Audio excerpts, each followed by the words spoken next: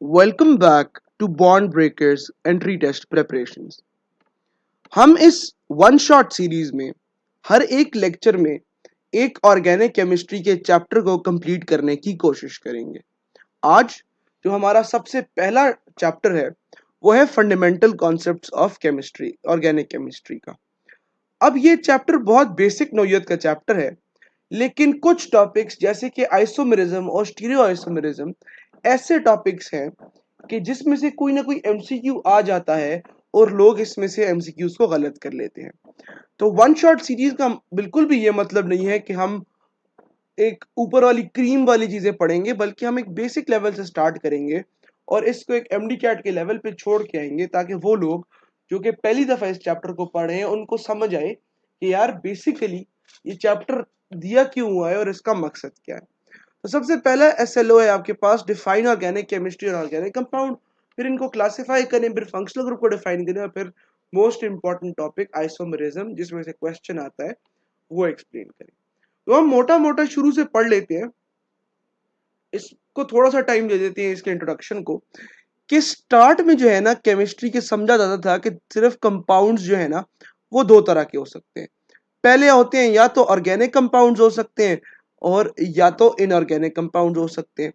अब organic compounds के बारे में लोगों ने ये समझा था कि यार ये वो वाले कंपाउंड्स होते हैं जो कि लिविंग चीजों से आप ऑब्टेन करते हैं, ठीक है, जो कि जिनका लिविंग सोर्स होता है, ठीक है। और इनऑर्गेनिक के बारे में ये हमने अज्यूम किया था हिस्ट्री में कि ये जो है वो नॉन लिविंग सोर्स होता है। फॉर एग्जाम्पल मिनरल्स से ये आपके पास आ सकते हैं, ठीक है। और ऑर्गेनिक जो है वो प्लांट्स और एनिमल्स से। अच्छा, आपके पास ये सोच थी कि ये जो ऑर्गेनिक कंपाउंड्स होते हैं ना उनको एक खास तरह की ताकत बना सकती है। खास तरह की ताकत को अंग्रेजी में उन्होंने नाम दे दिया था वाइटल फोर्स। Vital force. और इसके बारे में एक थ्योरी थी, वाइटल फोर्स थ्योरी। वो ये कहती थी वो ये कहती थी कि vital force is a force that is required vital force is required for the synthesis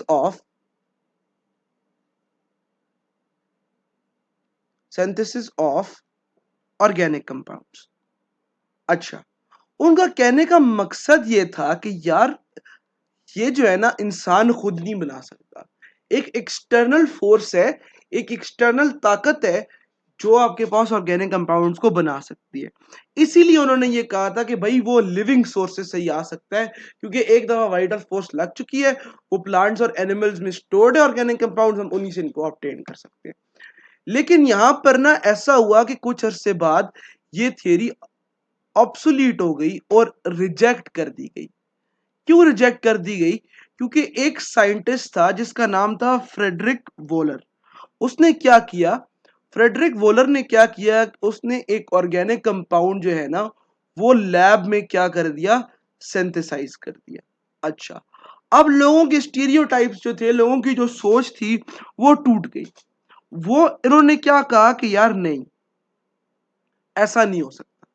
इस बंदे ने एक ऑर्गेनिक कंपाउंड सिंथेसाइज कर दिया, इसका मतलब है कि यार ये कोई वाइटल फोर्स नहीं थी, ये कोई वाइटल फोर्स नहीं थी, और वाइटल फोर्स थ्योरी को रिजेक्ट कर दिया।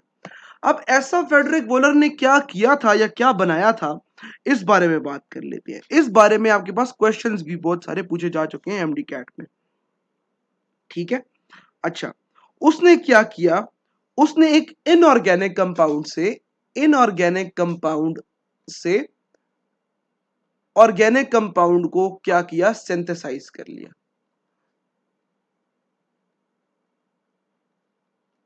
ऑर्गेनिक कंपाउंड ओसी से लिख लेते हैं। अब आपके दिमाग में यह सवाल आना चाहिए कि कौन से इनऑर्गेनिक कंपाउंड से उसने कौन सा ऑर्गेनिक कंपाउंड बनाया था। अगर आप लोगों को पहले से पता है तो कमेंट्स में लिख दें, ताकि आप लोग एक्टिव रहें। इनऑर्गेनिक कंपाउंड जो था ना वो आपके पास था अमोनियम साइनेट, NH4CNO, ठीक है। अमोनियम साइनेट से उसने क्या बना दिया? उसने यूरिया बना दिया। ये हिस्ट्री में सबसे पहला कंपाउंड था, ऑर्गेनिक कंपाउंड था, जो कि सिंथेसाइज किया गया।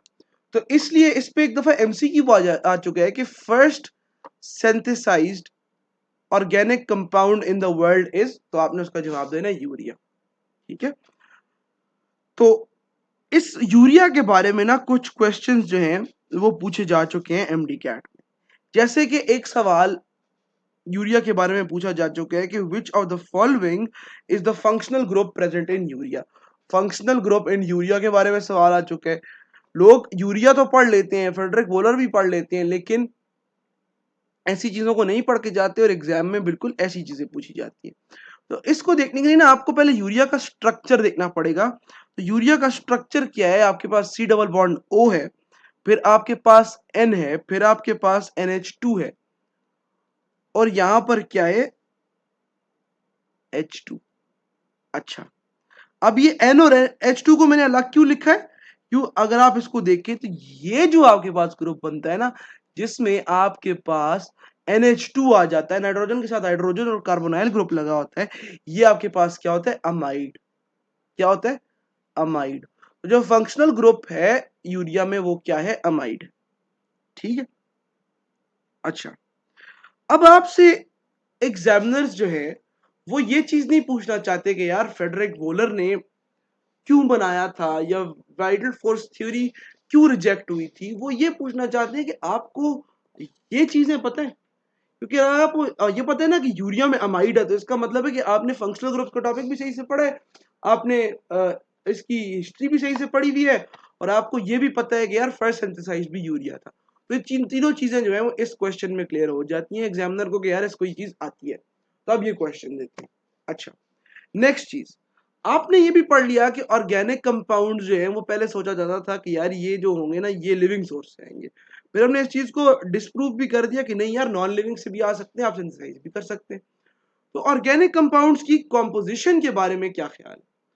ऑर्गेनिक कंपाउंड्स की कॉम्पोजिशन जो है उसमें क्या है जी, उसमें आपके पास कार्बन आ जाता है, पढ़ा होगा आपने बचपन से, हाइड्रोजन आ जाता है, ऑक्सीजन आ जाता है, नाइट्रोजन आ जाता है, ये सारी जो है ना ये आपके पास होते हैं एलिमेंट्स इसमें ऑर्गेनिक कंपाउंड में। आप इसको कह दो, या फॉस्फोरस भी आ जाता है, हेलोजेंस भी आ जाते हैं, सल्फर भी आ जाता है, एटसेट्रा एटसेट्रा। तो ये सारे कंपोनेंट्स है ऑर्गेनिक कंपाउंड्स के। अच्छा, आज से कुछ साल पहले तो ये समझा जाता था ना यार कि ये जो है लिविंग नॉन लिविंग वाला था, अब आप उसको दिमाग से मिटा दें, जैसे इधर से बोर्ड से गायब हो गया। अब हम मिटा के ये सोचें कि अब हम ऑर्गेनिक कंपाउंड किसको कहते हैं। फ्रेडरिक वोलर के इस एक्सपेरिमेंट के बाद, इस सिंथेसिस के बाद, अब आप एक कंपाउंड को ऑर्गेनिक किस बेसिस पे कहेंगे, तो उसका जवाब है मेरे पास, आप उसको मॉडर्न डेफिनेशन के हिसाब से कहेंगे। अच्छा, मॉडर्न डेफिनेशन क्या है, ऑर्गेनिक कंपाउंड्स क्या होते हैं मॉडर्न डेफिनेशन के मुताबिक, हाइड्रोकार्बन्स एंड देयर डेरिवेटिव। अच्छा, मतलब हाइड्रोकार्बन्स एंड देयर डेरिवेटिव्स। भैया हाइड्रोकार्बन क्या होता है और उसका डेरिवेटिव क्या होता है, सोचो। हाइड्रोकार्बन ऐसा कंपाउंड, हाइड्रो जिसके अंदर हाइड्रोजन है और उसके साथ क्या क्या है, कार्बन है। ऐसा कंपाउंड जिसके अंदर कार्बन है और हाइड्रोजन है, वो ऑर्गेनिक कंपाउंड है, और इसके डेरिवेटिव्स भी क्या है, ऑर्गेनिक कंपाउंड। अच्छा, इसकी एग्जांपल कभी सोचिए, मैंने सोची है, मैं बताता हूं। आपके पास एक बड़ा फेमस किस्म की चीज है, वो है ये CH4, मीथेन। अच्छा, अब मैं क्या करूं, आपसे पूछूं कि ये ऑर्गेनिक है, तो आप क्या कहेंगे, हाँ जी ये ऑर्गेनिक कंपाउंड है क्योंकि ये हाइड्रोकार्बन है।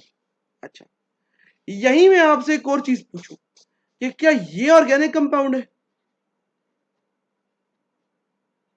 ये क्या है जी CCl4, क्या ये एक ऑर्गेनिक कंपाउंड है। तो आप सोच में पड़ जाएंगे। आप क्यों सोच में पड़ जाएंगे, क्योंकि आपको इसमें कार्बन नजर आ रहा है लेकिन हाइड्रोजन नजर नहीं आ रहा। तो मैं आपके सरप्राइज के लिए आपको बता दूं, ये यार सरप्राइजिंगली ये क्या है, ऑर्गेनिक कंपाउंड है।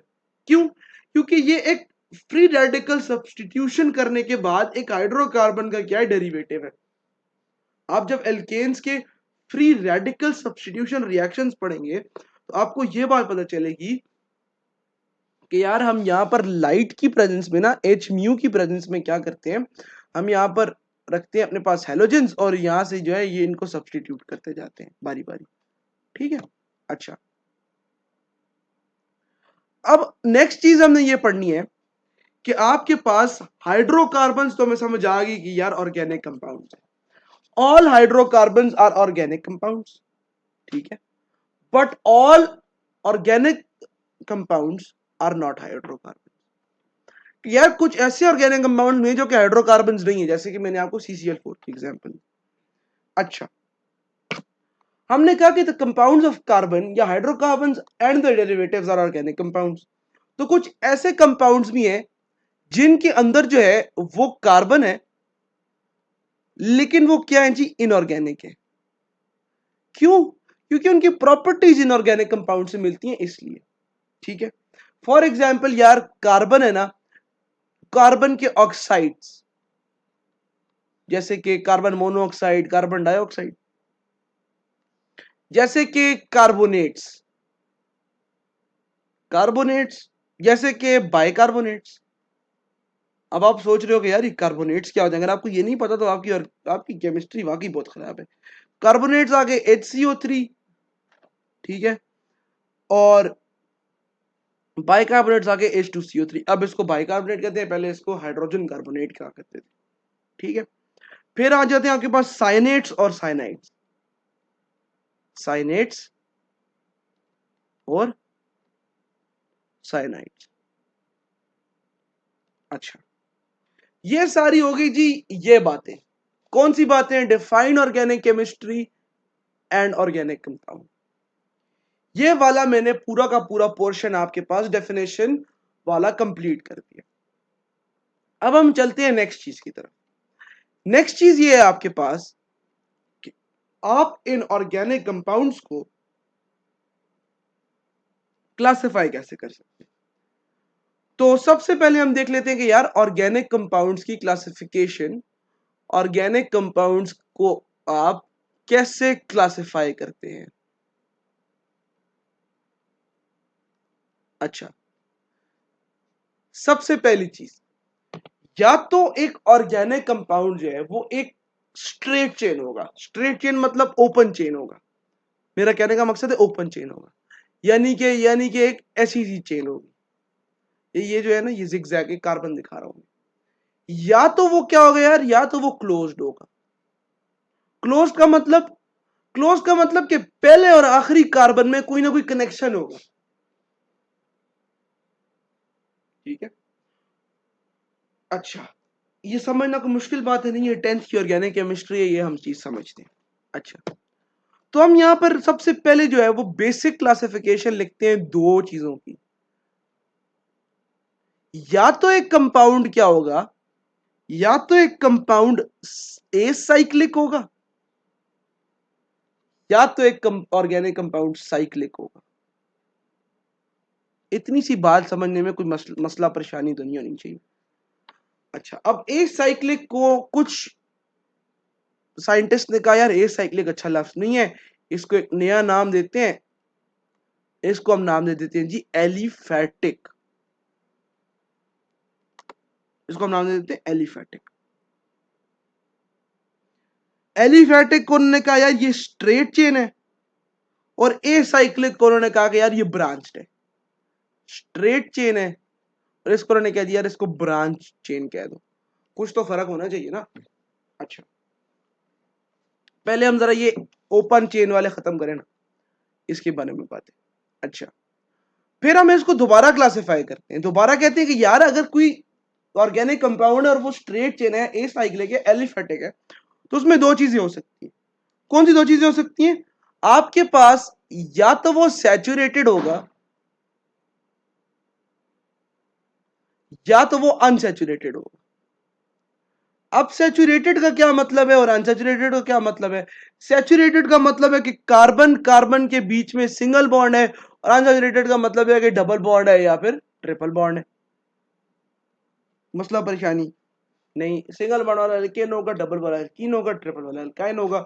बहुत सिंपल बातें हैं, मैट्रिक्स से पढ़ते आ रहे हैं।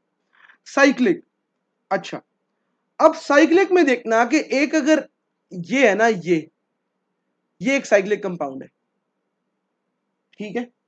तो ये चेन जो बनी है ना, ये कार्बन से बनी है, पहला कार्बन, दूसरा कार्बन, तीसरा कार्बन, ऐसा ही है, बिल्कुल ऐसा ही है। तो यहां पर भी क्या होगा, यहां पर भी ऐसा ही होगा। यहां पर अगर तो पूरी की पूरी चेन जो है ना, वो अंदर चेन के अंदर सिर्फ कार्बन है, तो इसको हम कहेंगे यार ये होमोसाइक्लिक है। और अगर ये तो डबल हो, मतलब अगर कार्बन के अलावा कोई और हुआ ना अंदर, उसको हम कहेंगे कि यार ये हेट्रोसाइक्लिक है। क्या है? हेट्रोसाइक्लिक है। कोई मसला परेशानी? हेट्रोसाइक्लिक यहां लिख लेते हैं, एरोमीटर। होमोसाइक्लिक है या फिर हेट्रोसाइक्लिक है। होमो का मतलब है कि चेन के अंदर जो सिर्फ क्या है जी, कार्बन है, ठीक है। इसीलिए होमोसाइक्लिक को हम लोग कुछ बुक्स में कहते हैं यार कार्बोसाइक्लिक। कार्बोसाइक्लिक, ये ना ऑर्गेनिक केमिस्ट को ना बड़ी आदत होती है कि इसको 10-10 नाम देने की। तो आप इसको कह दो यार होमो है, होमो इस वजह से है क्योंकि सिर्फ कार्बन है, तो कार्बन है तो उसका नाम हम कार्बोसाइक्लिक रख देते हैं, ठीक है। अब हेट्रोसाइक्लिक है तो हमने कहा कि यार इसमें जो है ना, वो हेट्रोसाइक्लिक है, कार्बन के अलावा भी कुछ हो सकता है। पहले हम कार्बोसाइक्लिक की बात कर लेते हैं। अब यहां तक आपको बात समझ आ गई? कहां तक बात? कि यार अभी तक हमारी बात हुई है कि जो साइक्लिक होगा ना, वो या होमोसाइक्लिक होगा या हेट्रोसाइक्लिक होगा, और जो होमोसाइक्लिक है ना, वो आपके पास कार्बोसाइक्लिक होगा, ठीक है। और अब जो होमोसाइक्लिक है या कार्बोसाइक्लिक है, उसकी दो क्लासिफिकेशंस है आगे। वो क्लासिफिकेशंस क्या है? या तो वो एलिसाइक्लिक होगा, ओ भाई ये क्या है, या वो एरोमेटिक होगा। एलिसाइक्लिक का मतलब है कि ये नॉन बेंजीनॉइड होगा। नॉन बेंजोइड होगा मतलब इसका बेंजीन से कोई ताल्लुक नहीं होगा, इसका एरोमेटिसिटी से या बेंजीन से या रेजोनेंस से कोई लेना देना नहीं होगा। या तो वो एरोमेटिक होगा, बेंजोइड होगा, उसका बेंजीन से लेना देना होगा, ठीक है। बेंजीन तो पता है ना क्या है, इस तरह का कुछ हो ना, अगर साइक्लिक सा, ये बीच में गोला बना हो, ये बीच में ऐसे 3 अल्टरनेटिव डबल बॉन्ड्स हो, तो यार आप कहना कि भाई ये जो है ना, ये बेंजीन है। अगर ऐसा कुछ देख लो ना, तो समझ जाना कि भाई ये खराबी है कोई यहाँ पे, ये एरोमेटिक है, ठीक है। तो सादा सी बात बताता हूँ, मुश्किल करती नहीं है इसको। अच्छा, अब नॉन बेंजोइड को आप ऐसे ट्रीट करो ना कि सिंपल सिंपल एलिफेटिक है, लेकिन उसको साइक्लिक कर दिया हमने। तो या अब उसमें भी दो बातें होंगी, या तो सारे सिंगल बॉन्ड होंगे या बीच में डबल बॉन्ड आ जाएगा, तो उसको हम कह देते हैं या तो ये सैचुरेटेड भी हो सकता है, या तो ये अनसैचुरेटेड भी हो सकता है। अच्छा, दो बातें आ गई। तो ये हमने पूरा का पूरा साइक्लिक में होमोसाइक्लिक या कार्बोसाइक्लिक को कंप्लीट कर लिया। अब हम इसको ना हटाते हैं, इस इसको अपनी सोच से हटा लेते हैं, इसके बारे में अब बात ही नहीं करते, आप वो कंफ्यूज ही नहीं करते हैं। हम अब क्या करने वाले हैं, हम अब डिस्कस करने वाले हैं हेट्रोसाइक्लिक। ये हेट्रोसाइक्लिक क्या होते हैं यार, ये बात नहीं समझ आई, मैं समझाता हूँ। हेट्रोसाइक्लिक वो वाले ऑर्गेनिक कंपाउंड्स होते हैं कि जिसके अंदर जो है कार्बन चेन के अंदर जो है वो कार्बन के अलावा कोई और एलिमेंट भी प्रेजेंट हो,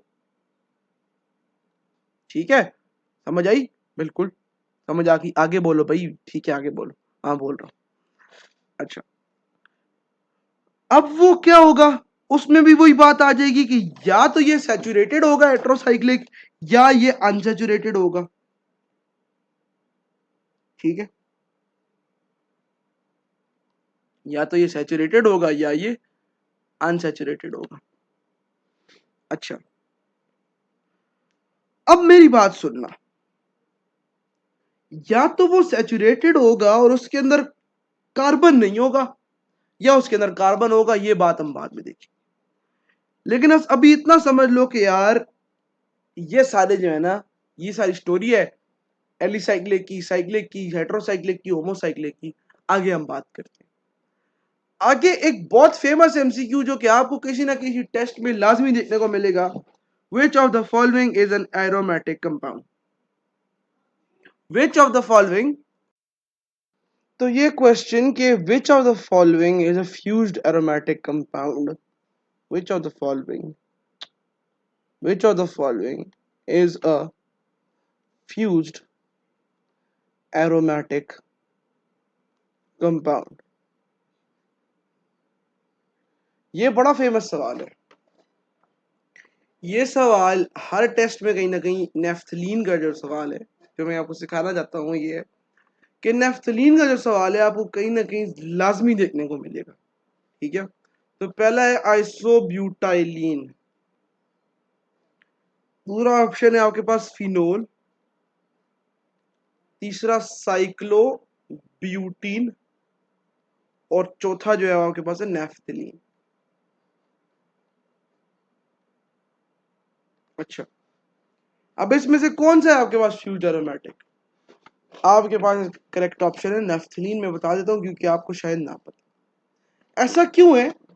क्योंकि नेफ्थलीन में ना दो चीजें, पहली चीज कि यार उसमें दो फ्यूज्ड रिंग्स हैं और दूसरी चीज कि वो दोनों जो फ्यूज्ड रिंग्स हैं वो आपके पास क्या है, वो आपके पास एरोमेटिक है। ऐसे एक बेंजीन ये आ गई फॉर एग्जांपल ना बेंजीन, और दूसरी आपके पास ये आ गई। ठीक है, अगर आपके पास ये है और ये है, ये भी कर ले, ये और ये स्ट्रक्चर है किसका? नेफ्थलीन। अच्छा, अब जो बाकी ऑप्शन है उसमें से ना अगर आप तीनों ऑप्शन चारों ऑप्शन को देखें तो इन चारों में से ना साइक्लिक कौन से? साइक्लिक ये तीनों है, आइसोब्यूटाइलिन तो साइक्लिक ही नहीं। ठीक है, एरोमेटिक कौन से अगर आपसे कोई पूछे? नेफ्थलीन है और फिनोल है। एलिसाइक्लिक कौन से हैं आपके? एलिसाइक्लिक, एलिसाइक्लिक किसमें आपके पास है? साइक्लोब्यूटीन। ठीक है, कोई आपसे पूछ ले अनसैचुरेटेड एलिसाइक्लिक कौन है आपके पास? साइक्लोब्यूटीन। ऑर्गेनिक कंपाउंड कौन सा है इनमें से? चारों ऑर्गेनिक कंपाउंड। अगर कोई आपसे पूछ ले कि ए साइक्लिक हाइड्रोकार्बन कौन सा है इसमें से, तो वो ए। ठीक है, ये इस तरह के बहुत से सवाल बन सकते हैं कि ए साइक्लिक कौन सा है, रिंग कंटेनिंग कौन सा है, फ्यूज रिंग कौन सा है, आइसोलेटेड रिंग कौन सा है। इसमें बाइफिनाइल और बाइफिलाइन मीथेन के क्वेश्चंस आते हैं। लेकिन अगर मैं आपको सादी सी बात बताऊं ना तो एरोमेटिक कंपाउंड्स के हवाले से दो चीजें आपने याद रखनी है। एरोमेटिक कंपाउंड या तो वो आइसोलेटेड होंगे या वो आपके पास क्या होंगे? फ्यूज्ड होंगे। फ्यूज्ड कैसे होंगे यार? पहले से बता दिया मैंने कि यार ये नेफ्थलीन है, तो इसमें एक एग्जांपल नेफ्थलीन ले लें आप। दूसरी एग्जांपल आप ले लें जी एंथ्रेसीन ले लें। एंथ्रेसीन के बाद जो है तीसरी एग्जांपल आप ले लें फिनांथ्रीन की। इसके अलावा जो है ना वो सारे आइसोलेटेड है। ठीक है, अच्छा नेक्स्ट चीज की तरफ चलते हैं। नेक्स्ट चीज जो है आपके पास वो आपके स्टूडेंट लर्निंग आउटकम्स में आपने क्लासिफिकेशन भी कर ली, आपने ऑर्गेनिक केमिस्ट्री को भी डिफाइन कर दिया। अब जो एक लास्ट चीज रह गई है वो ये है कि आपने यहाँ पे फंक्शनल ग्रुप को डिस्कस किया। अच्छा, फंक्शनल ग्रुप, ये जो चीज हमने पढ़ी थी ना कि functional group in urea is, तब आपके दिमाग में सवाल आना चाहिए था कि यार ये फंक्शनल ग्रुप क्या होता है। ठीक है, हमने कहा था कि अमाइड होता है इसका फंक्शनल ग्रुप। फंक्शनल ग्रुप जो है वो आपके पास एक ऐसा एटम होता है, ग्रुप ऑफ एटम होता है या लिंकेज होती है जो कि एक specific class of organic compounds को डिफाइन करे। ठीक है, सिंपली यही बात। अब अगर मैं आपसे कहूं कि यार एल्केन्स, इनके फंक्शनल ग्रुप क्या है? एल्कीन का फंक्शनल ग्रुप क्या है? एल्काइन का फंक्शनल ग्रुप क्या है? अल्कोहल का फंक्शनल ग्रुप क्या है? ईथर का फंक्शनल ग्रुप क्या है? अमाइंस का फंक्शनल ग्रुप क्या है? अमाइड्स का फंक्शनल ग्रुप क्या है? अच्छा, उसके बाद एस्टर्स का फंक्शनल ग्रुप क्या है? ये सारी क्या है? क्लासेस ऑफ ऑर्गेनिक कंपाउंड्स है। एल्डिहाइड्स के फंक्शनल ग्रुप क्या है? कीटोन्स के फंक्शनल ग्रुप क्या है? कार्बोक्सिलिक एसिड्स के फंक्शनल ग्रुप क्या है? ये सब जो है ना, ये आपके पास क्लासेस ऑफ ऑर्गेनिक कंपाउंड्स हैं जिनको कोई ना कोई चीज जिनकी प्रॉपर्टी को डिटरमिन करती है। अच्छा, मोटी मोटी बात करेंगे, फंक्शनल ग्रुप इतना इंपॉर्टेंट नहीं है, लेकिन कहीं ना कहीं इसमें कोई ना कोई सवाल अगर आ जाए तो आपको पता हो। आपको बचपन से पता है कि यार एल्काइंस का तो सिंगल बॉन्ड है, एल्कीन्स का डबल बॉन्ड है, एल्काइंस का ट्रिपल बॉन्ड है, अल्कोहल का OH है, ठीक है। ईथर जो है ना वो ROR है, अमाइंस जो है ना वो NH2 है, C double bond ONH2 amides है, एस्टर्स जो है RC डबल बॉन्ड OR है, अच्छा C डबल बॉन्ड OHR है, कीटोन्स है C डबल बॉन्ड ORR है, carboxylic acid C double bond OH है। तो ये सारे जो है फंक्शनल ग्रुप्स। इसमें कोई इतनी खास बात नहीं है जो मैं समझता हूँ जिसमें मुझे टाइम लगाना चाहिए और आपको नहीं आती होगी। तो अब हम क्या करते हैं, अब हम चलते हैं नेक्स्ट स्टूडेंट लर्निंग आउटकम्स की तरफ। हमने डिफाइन भी कर दिया फंक्शनल ग्रुप, कुछ के पढ़ भी लिए, इतनी खास इंपॉर्टेंट चीज भी नहीं है। अब हम बात करेंगे जो मोस्ट इंपॉर्टेंट टॉपिक है इस पूरे चैप्टर का, इस पूरी डिस्कशन का, जो जो क्रक्स है, जो इंपॉर्टेंट चीज है, वो है आइसोमेरिज्म। आइसोमेरिज्म, मैं उम्मीद करूंगा कि अगर आप यहां से आइसोमेरिज्म पढ़ के जाएं तो आपको हर एक चीज, हर एक कॉन्सेप्ट, हर एक MCQ करने की आपको एबिलिटी आपके अंदर आनी चाहिए। अच्छा, सबसे पहले what are isomers? Compounds having, sorry spelling गलत होगी, same molecular formula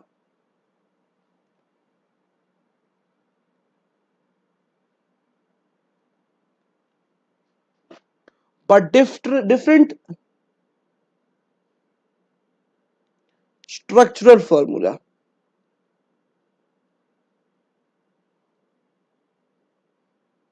are called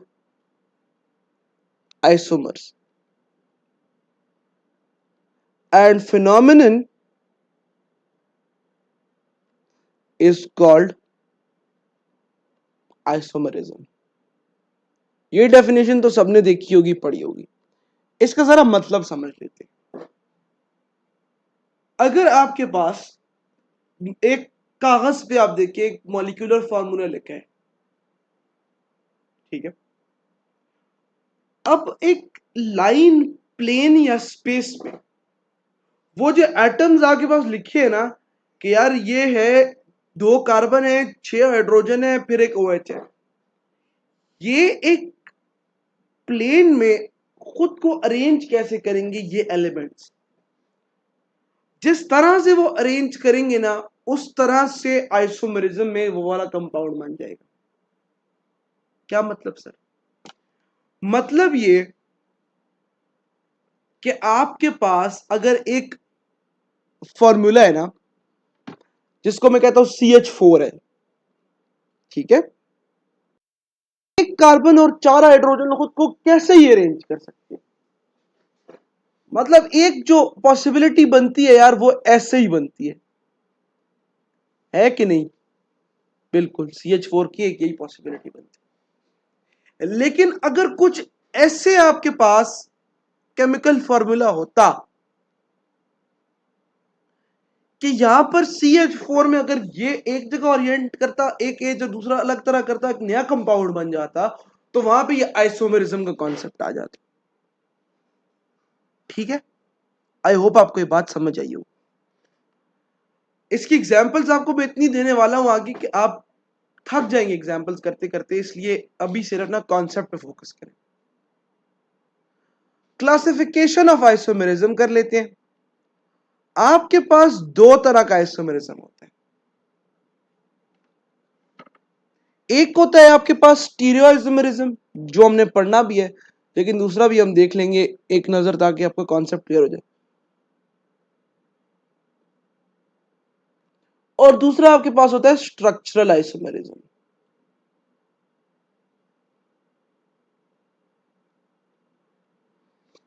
अच्छा, आपके पास अगर किसी दो कंपाउंड्स का या मॉलिक्यूल्स का सेम मॉलिक्यूलर और स्ट्रक्चरल फॉर्मूला भी सेम है, लेकिन एक 3D स्पेस के अंदर उनकी ओरिएंटेशन डिफरेंट है, तो वो आपके पास क्या होगा जी? स्टीरियो आइसोमेरिज्म होगा।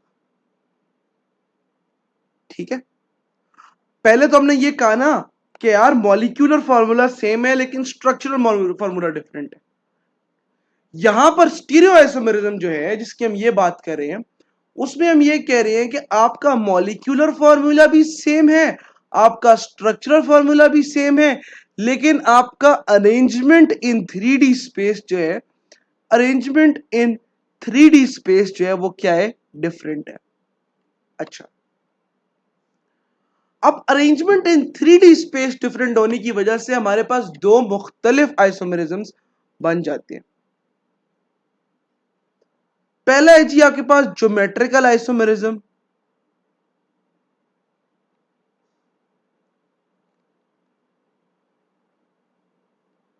और दूसरा है आपके पास ऑप्टिकल आइसोमेरिज्म।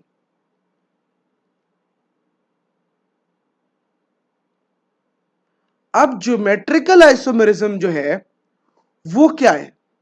वो वाला आइसोमेरिज्म है आपके पास जब फ्री रोटेशन ऑफ बॉन्ड नहीं होगी, आपके पास ज्योमेट्रिकल आइसोमेरिज्म होगा। एक आपके पास ऑप्टिकल आइसोमेरिज्म है, ये हमारे कोर्स में नहीं है, हमारे आउट ऑफ कोर्स है ये, लेकिन हमने जो डिटेल में पढ़ना है ना वो ज्योमेट्रिकल आइसोमेरिज्म पढ़ना है, बहुत डिटेल में पढ़ना है हमने। अच्छा, अब जो स्ट्रक्चर में चेंजेस है ना, स्ट्रक्चरल आइसोमेरिज्म देगा, वो आपके पास 5 तरह का है, हमने पांचों तरह का पढ़ना है। सबसे पहले है जी चेन आइसोमेरिज्म, फिर आपके पास है पोजीशन आइसोमेरिज्म, फिर आपके पास है फंक्शनल फंक्शनल ग्रुप आइसोमेरिज्म, फिर आपके पास है मेटामेरिज्म, फिर आपके पास है टॉटोमेरिज्म। ये सारे हमने बारी बारी पढ़ने हैं। अच्छा, सबसे पहले जो चीज हमने पढ़नी है वो है ज्योमेट्रिकल आइसोमेरिज्म।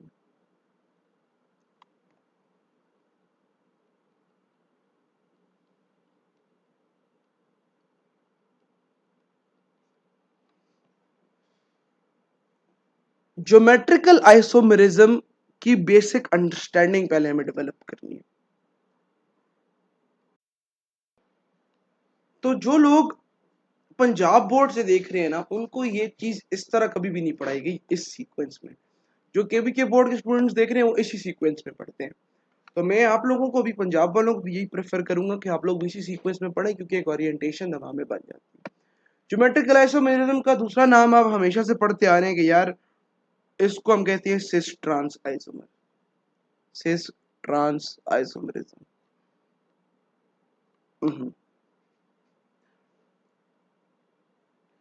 अब देखो, एक फट्टी है, एक ब्लॉक है, ये दूसरा ब्लॉक है, इन दोनों के बीच में एक कील है। आप देखो, आप इसको ना इसकी इस कील के अराउंड ट्विस्ट कर सकोगे, ये देखना कभी करके। ठीक है, आपके हाथ में जो पेन है ना, हाथ में जो पेन पकड़ा है उसको दो उंगलियों के बीच में पकड़ो और फिर दूसरे हाथ से उसको ट्विस्ट करने की कोशिश करो, कुछ ना कुछ ट्विस्ट होगा। अब ऐसा करो, उसको दो उंगलियों से पकड़ लो बीच में से, किसी सूरत ट्विस्ट नहीं होगा। क्यों? क्योंकि यहां पर दो बॉन्ड होने या दो चीजों की फोर्स लगने की वजह से ये जो इसकी जो ट्विस्टिंग मूवमेंट है ना, ये क्या हो जाएगी? खत्म हो जाएगी। इसलिए हम कहते हैं कि geometrical isomerism occurs whenever there is rotation restriction, rotation is restricted.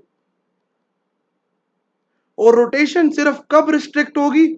जब आपके पास दो बॉन्ड होंगे। फॉर एग्जाम्पल, आपके पास ब्यूटीन टू इन या ब्यूट टू इन, उसको आजकल कहते हैं नए रूल्स के मुताबिक ब्यूट टू इन। मतलब ब्यूट टू इन मतलब यार चार कार्बन है, ब्यूट से समझ आ रही है, दूसरे कार्बन के बीच में क्या लगा हुआ है? डबल बॉन्ड लगा हुआ है। अच्छा, अब इसको मैं दो सूरतों में लिख सकता हूं। पहली सूरत ये है कि यार यहां पे कार्बन है, यहां पे कार्बन है, CH3 है, यहां पर 3CH3 है, ठीक है, दोनों साइड पे हाइड्रोजन है। ये आपके पास क्या है जी, ये सिस ब्यूट 2 इन है। ये एक तरीका है इसको लिखने का। यही ब्यूट 2 इन आप ट्रांस में कैसे लिखोगे, C double bond C CH3 H और H, ये क्या है जी, ट्रांस। ट्रांस ब्यूट 2 इन जो है वो इसकी दूसरी फॉर्म। अच्छा, अब देखो पहले वाले में देखो दोनों CH3 जो है वो एक साइड पे, ठीक है, इसको हम कहते हैं सिस आइसोमर। सिस का मतलब ही सेम साइड पे होता है लैटिन में। ट्रांस देखो ऑपोजिट साइड में दोनों CH3 मॉलिक्यूल्स, ठीक है। अच्छा, अब एक सरप्राइजिंग बात आपको बताता हूं, ये जो सिस आइसोमर है ना और ये जो ट्रांस आइसोमर है ये आपस में इंटर कन्वर्टेबल है। मतलब आप कुछ एनर्जी दे के ना सिस को ट्रांस को सिस में कन्वर्ट कर सकते हो, ठीक है। अच्छा, अब आपने तो एक एग्जांपल मैंने आपको बता दी कि यार ये जो है ना ये एक एलिफेटिक चेन की एग्जांपल है। क्या साइक्लिक में भी सिस ट्रांस आइसोमरिज्म या ज्योमेट्रिकल आइसोमरिज्म एग्जिस्ट करता है? बिल्कुल करता है। कोई एक चीज समझा दो मुझे, मैं समझा देता हूं। आप देखो,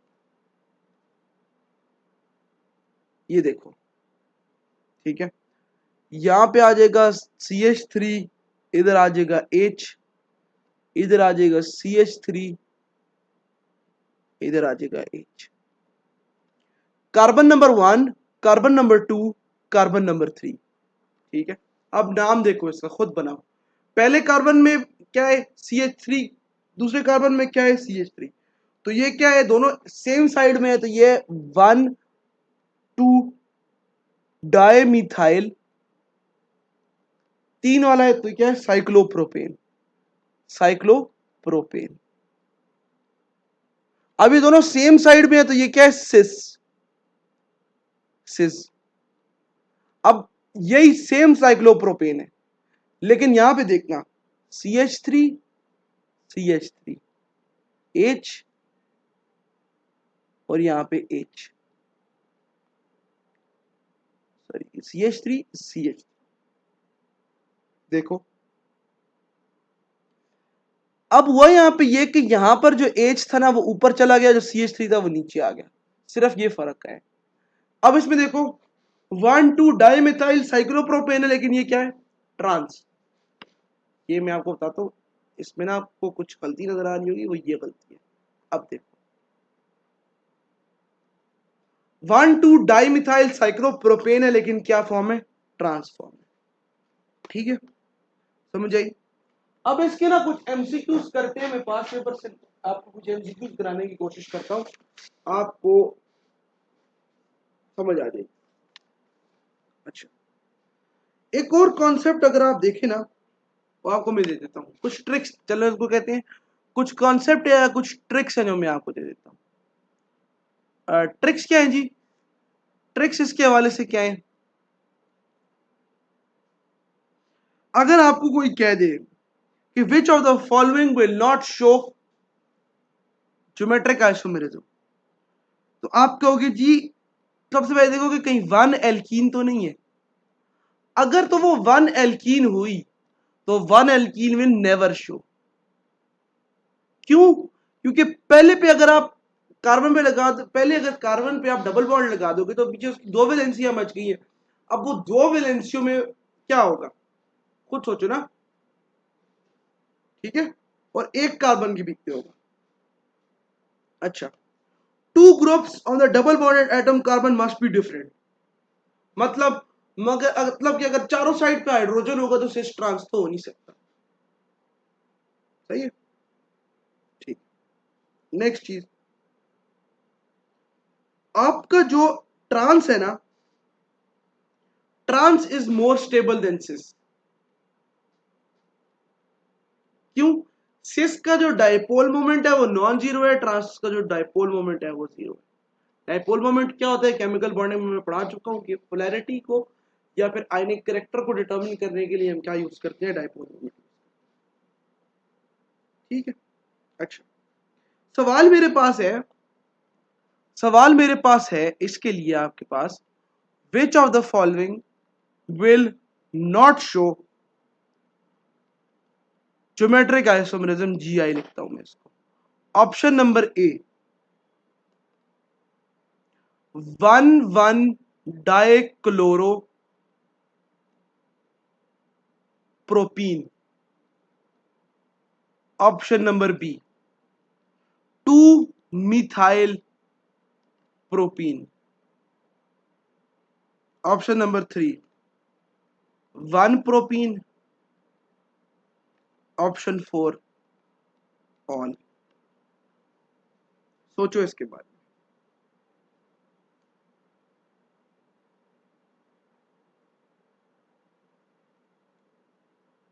सोच लिया? अब आपने, जिन लोगों ने सी कहा है ना, वो खुद को एक दफा गाली दे दें, ठीक है? क्यों? क्योंकि मैंने पीछे आपको एक ट्रिक बता दी कि यार 1 एल्कीन जो है वो कभी शो नहीं करेगा, लेकिन तुम लोगों ने क्या बाकी सबको चेक करके देखा है कि भाई बाकी दोनों दिखाते हैं कि नहीं दिखाते? अच्छा रुको, मैं चेक करके बताता हूँ तुम लोगों के साथ, चेक करता हूँ, ठीक है? इसको रिमूव करते हैं और यहाँ पे चेक करते हैं। सबसे पहले 2 मिथाइल प्रोपीन को यार कम से कम इसको किसी को गलत नहीं करना चाहिए। देखो, प्रोपीन है,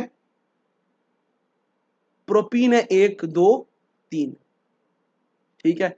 डबल बॉन्ड होगा, यहाँ पे CH2 होगा, यहाँ पे भी क्या होगा, CH2 होगा। अब क्योंकि वो कह रहे हैं 2 मिथाइल है, 2 मिथाइल है, तो यहां पर क्या है जी, CH3। अब इस कार्बन की चारों वैलेंसीज देखो, 1 2 3 4 बराबर है। यहां पे कुछ है, यहां पे कुछ है ही नहीं है। इसको मोड़ो, इसको सिस बनाने की कोशिश करो, इसको ट्रांस बनाने की कोशिश करो, भाई नहीं बनता। क्यों नहीं बनता? क्योंकि ऑपोजिट साइड पे डिफरेंट ग्रुप्स होना क्या है, लाजमी है। अगर आप इसको ऐसे सोचो ना, इसको आप सी ऐसे करके भी लिख लो, ऐसे करके भी लिख लो,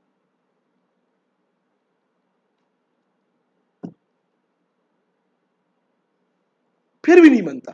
क्यों? क्योंकि यार यहां पर CH3 है, यहां पर CH3 है, वहां पे 2 हाइड्रोजन है, ऑपोजिट ग्रुप आते ही नहीं है, सेम साइड पे ग्रुप आते ही नहीं है, ठीक है? अच्छा, इसको, जिन लोगों को ज्यादा मसला हो रहा है इसको देख के ना, ये क्योंकि बड़ा अजीब सा कंट्रोवर्शियल सा लगता है लोगों को, ऐसे कर लो,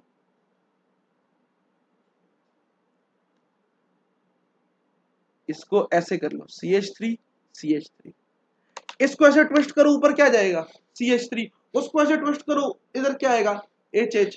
नहीं समझ आ रहा कैसे? इसको ट्विस्ट करके ऊपर ले जाओ, इसको ट्विस्ट करके नीचे ले आओ, कहीं भी सिक्स ट्रांस बने, नहीं बन सकता, ऑपोजिट है ही नहीं, ठीक है? इस तरह भी सोच लो आप, इसको ऐसे भी सोच सकते हो, इसको आप ऐसे भी सोच सकते हो, ये एग्जाम में आपकी सोच पे डिपेंड करता है। फिर हम चलते हैं पहले ऑप्शन की तरफ, 1,1 डाइक्लोरोप्रोपीन। सबसे पहले जी क्लोरोप्रोपीन तो बना ले हम, यह आ गया CH2, फिर 2 फिर 3, डबल बॉन्ड लगा दो, यहाँ पे CH2 पूरा हो गया, यहाँ पे C के साथ मैक्सिमम H आ जाएगा, फिर यहाँ पर भी H आ जाएगा, तो 2 क्लोरीन लगा दे यहाँ पे, एक इधर एक यार, एक क्लोरीन इधर लगा दो, हाइड्रोजन इधर लगा दो, ठीक है? अच्छा, ये बनाता है, खुद देखो ये बनाता है, ये सिर्फ H और 2 H2 है, और तो कुछ भी नहीं है, क्योंकि 1,1 डाइक्लोरोप्रोपीन है, सही है? तो ये भी नहीं दिखाता है इसमें। इसका आंसर क्या है, ऑल। जिन लोगों ने भी इसको 1 प्रोपीन किया था ना देखते साथ, तो तुम लोगों के लिए सबक ये है कि यार चारों ऑप्शन देखा करो, चारों ऑप्शन देख के फिर फैसला किया करो कि यार क्या करना, ठीक है? नेक्स्ट तुम लोगों के लिए पास्ट पेपर का क्वेश्चन लेके आया हूं, विच ऑफ द फॉलोइंग, बड़ा आसान सा क्वेश्चन है, विच of the following will show geometric isomerism. पहला तुम्हारे पास ऑप्शन है साइक्लो, तुम लोगों को साइक्लोप्रोपेन ही देते हैं हम लोग, ज्यादा तुम लोगों को टेस्ट नहीं करते, CH3H, CH3 पहला ऑप्शन CH3 कर लेते हैं। B option A H A B. C option, sorry A B A B. C option chlorine hydrogen chlorine chlorine. D option none. सोचो, कुछ भी नहीं करो, ट्विस्ट करो। आया? यार यहाँ पे ना देखो, सीधी बात है, दोनों ही डिफरेंट है, ये तो बिल्कुल नहीं कर सकती। यहाँ पे देखो, ये दोनों ही डिफरेंट है, ये भी बिल्कुल नहीं कर सकती। इसमें पहले मैंने डिफरेंट बनाए थे, फिर मैंने कहा एक को सेम होना चाहिए। देख लो, ट्विस्ट करो, आएगा? बिल्कुल आएगा। ठीक है, दोनों किस्म के आइसोमेरिज्म आ सकते हैं यहाँ पे। अच्छा, नेक्स्ट चीज हम डिस्कस करते हैं स्ट्रक्चरल आइसोमेरिज्म। स्ट्रक्चरल आइसोमेरिज्म में आपके पास चार चीजें थी। चार चीजें क्या? पहले हमने कहा यार चेन आइसोमेरिज्म हो सकता है, पोजीशन आइसोमेरिज्म हो सकता है, फंक्शनल ग्रुप आइसोमेरिज्म हो सकता है, मेटामेरिज्म हो सकता है, टॉटोमेरिज्म। चेन आइसोमेरिज्म से स्टार्ट करते हैं। सबसे सिंपल टाइप ऑफ आइसोमेरिज्म है यार चेन आइसोमेरिज्म, जो हम बचपन से पढ़ते आ रहे हैं।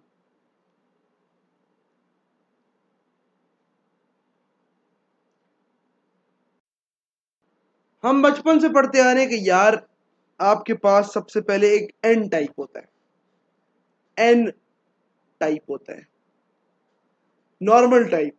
For example pentane, 1 2 3 4 5, CH3 CH2 CH2 CH2 CH3। ये क्या है जी? N type. पेंटेन की बात करते हैं, नॉर्मल टाइप स्ट्रेट चेन। अच्छा, अगर तो सेकंड लास्ट कार्बन पे एक CH3 ग्रुप लग गया है, क्या हो गया है? सेकंड टाइप कार्बन पे एक CH3 लग गया है, फिर देखो 1 2 3 4 CH3, इधर H आ जाएगा, इधर CH3 आ जाएगा, इधर CH3 आ जाएगा, CH2 आ जाएगा। ठीक है, ये इसको हम कहते हैं जी आइसोपेंटेन है, ये आइसोफॉर्म। अगर तो आपके पास सेकंड लास्ट कार्बन पे दो चेन्स आ गई हैं, CH3 की दो सब्स्टिट्यूशन आ गई हैं, तो ये CH3 यहाँ भी CH3 ये क्या है जी? नियो टाइप है, नियो पेंटेन। चेन आइसोमेरिज्म ना, number of chain isomerism find करने का सिर्फ एल्केन्स का पूछा जाता है, एल्केन्स का पूछा जाता है, और उसका फॉर्मूला होता है 2n-4+1। अगर मैं आपसे पूछूं ना कि यार हेक्सेन के कितने होते हैं, हेक्सेन के, तो यहाँ पे आप देखो कितने कार्बन है, 6, तो इसमें ये वैल्यू डाल दो, 2 6 - 4+1। ठीक है, 2 6 - 4, 2+1, 4+1 = 5। ये आपके पास क्या है जी? ये आपके पास चेन आइसोमर। अच्छा, सेकेंड टाइप पोजिशनल आइसोमर।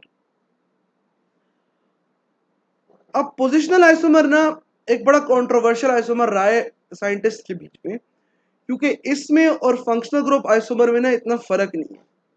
ठीक है, पोजिशनल आइसोमरिज्म में और फंक्शनल ग्रुप आइसोमरिज्म में इतना फर्क नहीं था, एक जमाने में ये समझा जाता था। क्यों? क्योंकि पहले जमाने में position of the functional group को माना जाता था कि ये ज्यादा डिटरमिन करता है प्रॉपर्टीज को rather than functional group itself. लेकिन रीसेंट स्टडीज में ऑर्गेनिक केमिस्ट्री में ये लिखा गया, ये बताया गया कि नहीं यार, पोजिशनल आइसोमर अलग चीज है, फंक्शनल ग्रुप आइसोमरिज्म एक अलग चीज है। अगर तो आप फंक्शनल ग्रुप की पोजीशन की बात करोगे तो पोजिशनल आइसोमर आएगा। अगर दो का सेम मॉलिक्यूलर फॉर्मूला और फंक्शनल ग्रुप भी डिफरेंट है तो वो फंक्शनल ग्रुप आइसोमरिज्म आएगा। मैं समझाता हूं कैसे। यहां पे क्या है जी? Difference in position of isomer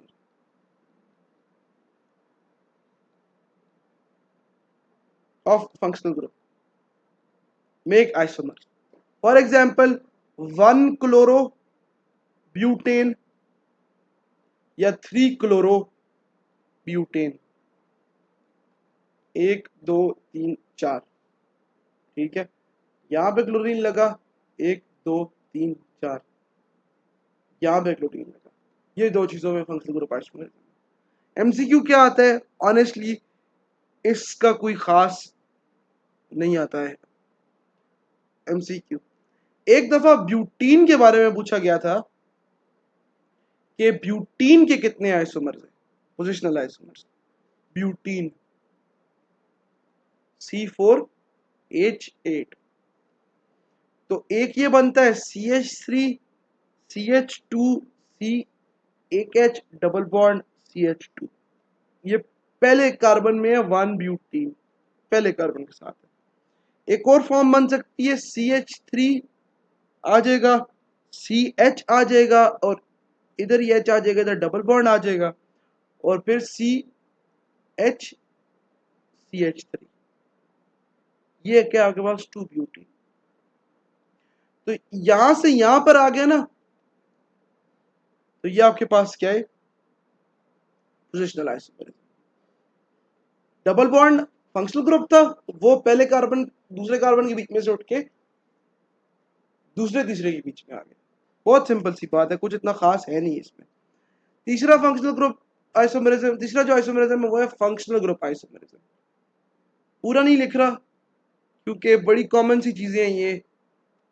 अच्छा, फंक्शनल ग्रुप आइसोमेरिज्म क्या है कि दो जो मॉलिक्यूल्स है ना, दो जो कंपाउंड्स है, उनका सेम मॉलिक्यूलर फार्मूला है, सेम मॉलिक्यूलर फार्मूला है, डिफरेंट स्ट्रक्चरल फार्मूला है और फंक्शनल ग्रुप भी क्या है भाई, डिफरेंट है। ऐसे हो सकता है, बिल्कुल हो सकता है। देखो जी, C2H6O, पहला देखना CH3OCH3, इसका नाम बताओ, 1 2 डाई मिथाइल ईथर। ठीक है, 2 carbon 6 hydrogen 1 oxygen, CH3CH2OH, ethanol. अच्छा, उसके बाद मेटामरिज्म। मेटामरिज्म मेटामरिज्म जो होता है ना आपके पास, वो होता है unequal distribution of carbon atoms, जैसे कहते हैं CH2 across the functional group. मकसद ये कि अगर आपके मतलब ये कि अगर आपके पास 1 कार्बन 2 कार्बन ऑक्सीजन है, 1 कार्बन 2 कार्बन है, ये है तो ईथर है, ठीक है, लेकिन 1 2 3 4 है, अगर मैं इसको ऐसे कर दूं, फिर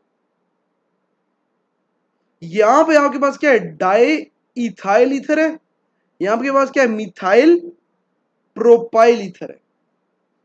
सही है, ठीक है। यही बात अगर मैं ये ले लू C double bond O C C, ये क्या है जी, डाई इथाइल कीटोन है। यहां से कार्बन उठा के इधर ले जाओ, मिथाइल एन प्रोपाइल कीटोन हो जाएगा। ठीक है, लास्ट टाइप का जो आइसोमेरिज्म है वो आपके पास क्या होता है टॉटोमेरिज्म। टॉटोमेरिज्म जो है ना आपके पास, वो आपके पास 2 एग्जाम्पल्स पेपर में आती है टॉटोमेरिज्म। एक अमाइनो एसिड ज्विटर आयन, दूसरा